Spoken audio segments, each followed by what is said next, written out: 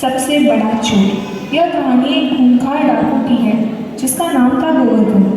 इस गोवर्धन डाकू का परिवार कई पुश्तों से डकैती का कार्य करता आ रहा था। इनके डकैती के यश का एक महत्वपूर्ण कारण था उनके परिवार का सिद्धांत, उनकी धरोहर, उनके नियमों से सबसे महत्वपूर्ण नियम था कि उनका परिवार में कोई भी भागवत कथा का श्रवण न करे। अगर गलती से भागवत कथा का एक वाक्य भी उनके कानों में पड़ता तो उनका डकैती का अस्तित्व समाप्त हो जाएगा।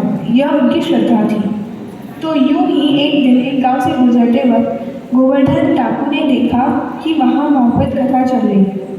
तो उसने कान बंद कर लिए दोनों हाथों से। आगे देखते हैं क्या होता है। उफ, ये कितना तीक्ष्ण कांटा है, मेरे पैरों में चुभा है, पर मैं इस कांटे को निकालूं कैसे? मेरे दोनों हाथों पर कान है। यदि हाथ निकाल दूं तो कानों में भगवत कथा पड़ जाएगी और भगवत कथा सुनते ही मैं बर्बाद हो जाऊंगा। तो क्या करूं मैं, क्या करूं? ठीक है, 2 क्षण के लिए ही सही मैं ये हाथ निकाल देता हूँ और कांटा निकाल देता हूँ। वह कांटा निकालता है और उसी बीच भागवत कथा का एक वाक्य उसके कानों में पड़ता, और इसीलिए कि भगवान की कोई छाया नहीं होती। ये मैंने क्या सुन लिया? भगवान की कोई छाया नहीं होती? ऐसे कैसे हो सकता है? इस वृक्ष की छाया है, इस पर्वत की छाया है, इस घर की छाया है, मेरी छाया है, तो भगवान की भी छाया होनी चाहिए। अरे पर मुझे यह सब नहीं सोचना चाहिए। पर भगवान की छाया कैसे नहीं हो सकती? हम सबकी छाया है। इस सोच में गोवर्धन चलता गया और घने जंगलों में घुस गया। उस जंगल में कुछ नरभक्षक मनुष्य रहते थे। उन्होंने उसे पकड़ लिया और अपने देवता को बलि चढ़ाने के लिए उसे उनके कबीले में ले गए। अरे छोड़ो मुझे, कहाँ लेके जा रहे हो? क्या करेंगे? मतलब तुम्हारी बलि चढ़ाएंगे? क्या पर मैंने तो कुछ नहीं किया, तो मेरी बलि क्यों चढ़ा रहे हो? बोले करना हमें है, हमारी बलि चढ़ानी। हमारे भगवान प्रसन्न हो जाएंगे, प्रसन्न होकर हमें आनंद, समृद्धि और यश प्राप्त करा। अरे लेकिन तुम्हारा भगवान कहाँ है? ये क्या? ये है हमारा भगवान। अरे पर इस भगवान की तो छाया है, मैं देख सकता हूँ। मैंने भागवत कथा में सुना था कि भगवान की कोई छाया नहीं होती, लेकिन इस भगवान की तो छाया है, तो फिर यह तो झूठा हुआ ना भगवान। हमारे भगवान को झूठा बोलते हो? अरे मैं यह कहाँ फंस गया? एक तो मेरी बलि चढ़ाने जा रहे हैं, मेरे परिवार को भी मालूम नहीं। जिसके लिए बलि चढ़ी जा रही है वह प्रमाणित भगवान भी नहीं है, तो मैं क्या करूँ? हे भगवान, जिससे कोई छाया ही नहीं होती, मैं आपसे प्रार्थना करता हूँ कि कृपया मुझे इस संकट से निकाले। अगर आपने मुझे इस संकट से निकाला तो मैं आपको सच्चा मानकर 12 नारियल जरूर चढ़ाऊंगा। हे भगवान, हे भगवान।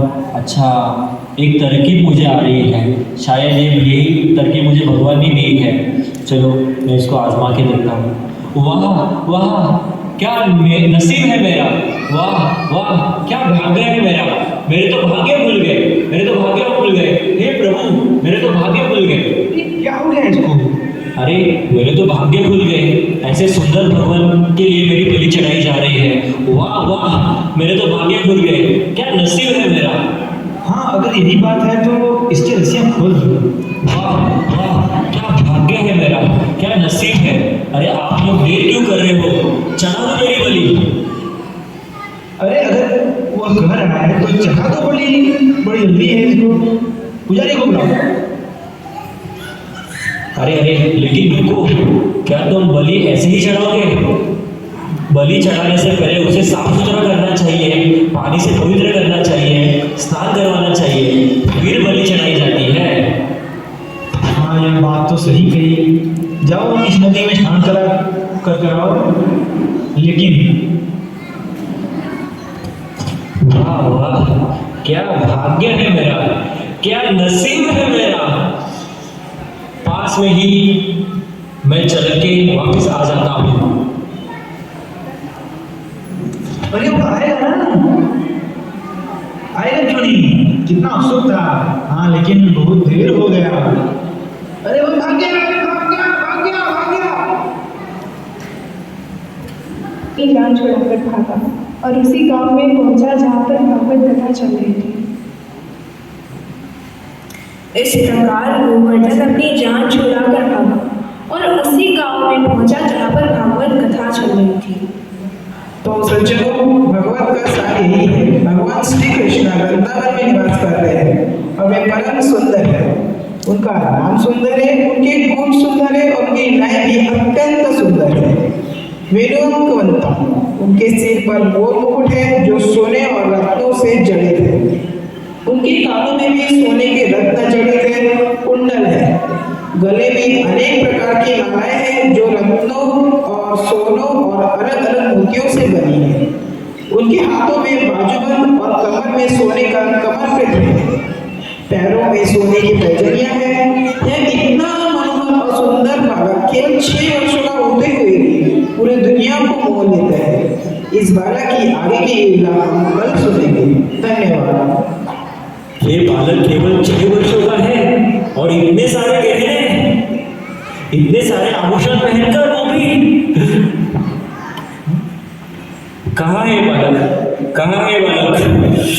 बस एक बार ये बच्चा मुझे मिल जाए, मैं सारे गहने उससे लूट लूंगा।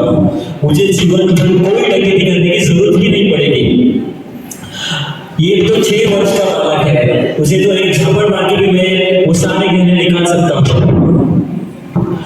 पंडित, कहाँ है वो बालक, बताओ। कहाँ है? कौन? वही। कौन?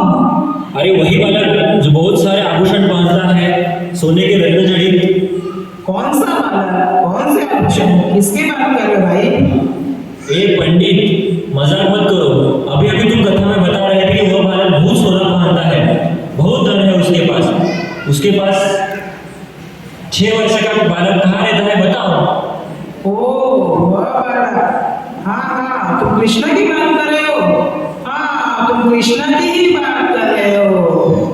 कृष्णा कृष्णा, लेकिन वो रहता कहाँ है? अरे वो तो वृंदावन में रहता है।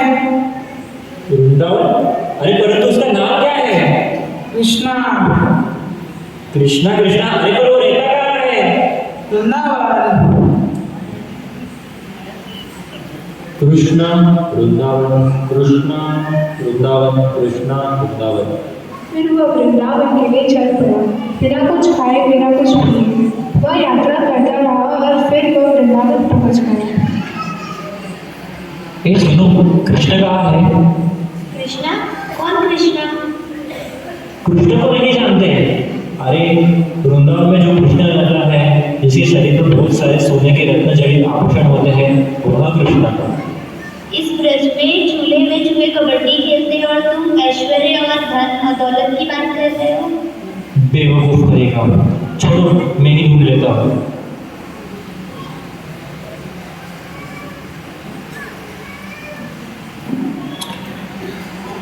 यही है वो बालक, कितना सुंदर है और जैसे वर्णन किया था वैसे ही सारे आभूषण दिख रहे हैं, सोने के रत्न जड़ित। कहाँ गया, कहाँ गया पर ये, कहाँ? क्यों गोवर्धन, तुम मुझे ही ढूंढ रहे हो ना? अरे तुमको मेरा नाम कैसे मालूम? अरे मुझे तो ये भी मालूम है कि तुम कौन हो और क्या करते हो। अच्छा तो बताओ मैं कौन हूँ, बताओ मैं क्या करता हूँ, बताओ बताओ। तुम एक चोर हो और चोरी करते हो। अरे बाप रे। पर चिंता मत करो, तुम मेरे ही बिरादरी के हो। मैं भी एक चोर हूँ। तुम? अरे तुम तो एक बहुत ही सुंदर मासूम बालक हो। देखा, भ्रमित हो गए ना। अच्छा कोई बात नहीं, कोई बात नहीं। वैसे बताओ तुम कैसी चोरी करते हो, क्या क्या चुराते हो? मैं तो धन चुराता हूँ, लोगों को मार डालता हूँ और उन उनका सारा धन छीन लेता हूँ। और तुम क्या करते हो? मैं दही चुराता हूँ, मैं माखन चुराता हूँ, मैं दूध चुराता हूँ और मैं गोपियों के वस्त्र भी चुराता हूँ। मैं लोगों के मन भी चुरा लेता हूँ। खबरदार रहना, मैं तुम्हारा मन ना चुरा लूँ। चुरा लो, पर ये देखो मैंने तुम्हारे लिए क्या लाया है। लड्डू? अरे ये लड्डू तो मुझे बहुत पसंद है। हाँ ना, तो ये लो, खाओ। अब मुझे तुम ये बताओ कि लड्डू के बदले में तुम मुझे क्या दोगे? मेरे पास तो कुछ नहीं है। कुछ नहीं है क्या? कुछ नहीं है? इतने सारे आभूषण जो पहने रखे हैं, ये सब मुझे दे दो। ना पापा ना, मेरी मैया मुझे बहुत डांटेगी और तुम्हें तो थप्पड़ मारेंगी। लेकिन मैंने तुम्हें लड्डू खिलाया है, खुश हो गए ना? तो दोस्त को तुम कहने दे ही सकते हो। ठीक है, ले लो।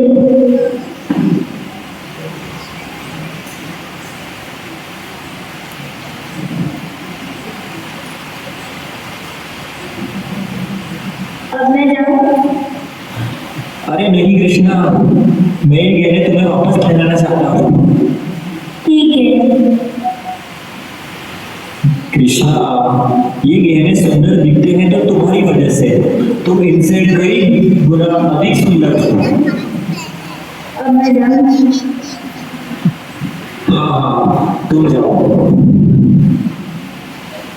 दूसरे दिन कृष्ण आते हैं और इसी प्रकार गोवर्धन और कृष्ण की मीठी मीठी बातें होती हैं और गोवर्धन फिर कृष्ण के सारे गहने उठाता है। फिर उसे लगता है कि गहनों से ज्यादा खूबसूरत तो स्वयं कृष्ण है और गहने उसे अच्छे लगने